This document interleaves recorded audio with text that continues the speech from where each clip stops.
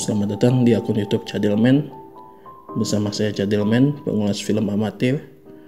Kali ini saya akan mengulas film yang berjudul Scream atau Scream 5 yang dirilis tanggal 12 Januari 2022 di bioskop Indonesia. Scream 5 ini disutradarai oleh Matt Bettinelli-Olpin dan Tyler Gillett yang sebelumnya itu buat film Ready or Not, salah satu film thriller tahun 2019 yang menurut gua cukup seru ya.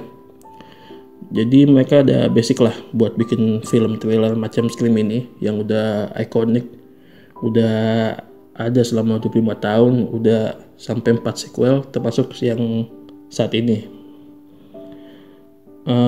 Film Scream yang baru ini sebenarnya dipromosikan bukan sebagai sequel, tapi sebagai reboot, dimana ceritanya didaur ulang dengan karakter yang baru. Tapi ceritanya juga nyambung dengan Scream sebelumnya. Dan masih ada karakter yang lama seperti Neve Campbell sebagai Sidney Prescott, lalu ada Courtney Cox sebagai Gail Weathers, sama David Arquette yang tampil di 4 film sebelumnya. Jadi ini film reboot atau sequel. Yang jelas kalian bisa dapat penjelasannya di dalam film ini. Nah, tapi sih gue lebih suka nyebutnya Scream 5 ya untuk film Scream yang baru ini. Film Scream 5 ini menceritakan tentang kembalinya pembunuh Ghostface di wilayah Woodsboro 25 tahun setelah kejadian pertama. Dari pembunuhan tersebut muncullah fakta baru bahwa mereka yang terlibat dengan pembunuhan tersebut mempunyai hubungan dengan kejadian pertama, alias ya ada hubungannya dengan pemain di Scream 1. Misalnya kayak karakter baru ini ternyata ada hubungannya sama Sidney Prescott atau segala macam lah. Secara keseluruhan sih gue suka dengan eksekusi ceritanya. Walaupun ceritanya sendiri itu didaur ulang dari yang udah pernah ada, tapi ada tambahan kayak inovasi gitu, inovasi buat ngebunuh atau segala macam lah pakai teknologi terbaru. Yang jelas itu cukup bagus sih eksekusinya.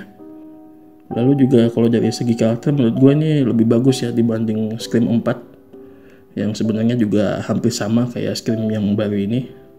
Cuman karakter yang di sini tuh menurut gue lebih memorable lah. Kalau dari segi bunuh-bunuhannya mungkin tidak sebrutal Scream 4, nggak terlalu intens juga bagi gue pribadi. Tapi pas di bagian akhir sih, pas nerka-nerka siapa pembunuhnya itu menurut gue sih cukup seru sih. Seperti sequel Scream pada umumnya ya pasti ada unsur meta gitu yang dibawa. Kayak ngejelasin gimana caranya buat film horor yang baik. Biasanya tuh kalau di film Scream itu dijelasin lewat film step. Terus ada aturan cara selamat dari pembunuhan. Terus juga kritik terhadap film horor dan referensi lainnya yang biasanya tuh muncul lewat percakapan gitu. Ini pasti ada di setiap film Scream. Ya walaupun bisa dibilang klise lah untuk ngebawain ide meta kayak gitu, tapi kali ini menurut gue sih berhasil sih dieksekusi dengan baik. Mungkin karena bantuan dari karakter film Scream sebelumnya kali ya. Jadinya ya kayak ada semacam legacy gitulah di film ini.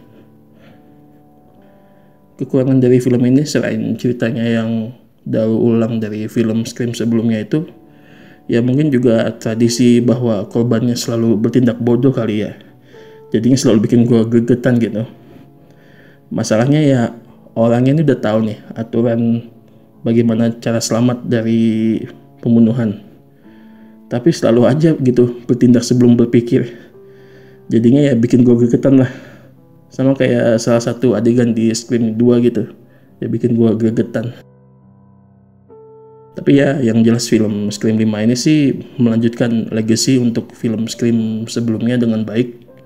Dan film ini juga menghormati Wes Craven sebagai pembuat film Scream yang pertama sampai yang keempat yang meninggal tahun 2015. Wes Craven juga kenalin genre meta slasher yang menurut gue pasti ya Wes Craven bangga lah sama film Scream 5 ini. Rest in peace Wes Craven. Rating dari gue kali ini untuk film Scream 5 atau Scream tahun 2022 ini adalah 7,8 banding 10. Yang jelas recommended lah buat kalian yang ngikutin Scream pertama sampai yang keempat. Kalau gue urutin film Scream dari yang terbaik sampai yang kurang, Gue bakal taruh Scream 5 itu di urutan kedua. Urutan pertama ya jelas Scream 1, urutan ketiga Scream 2, urutan keempat Scream 4, dan urutan kelima Scream 3. Itu aja ulasan mengenai film Scream 5. Saya Cadilman, sekian dan sampai jumpa.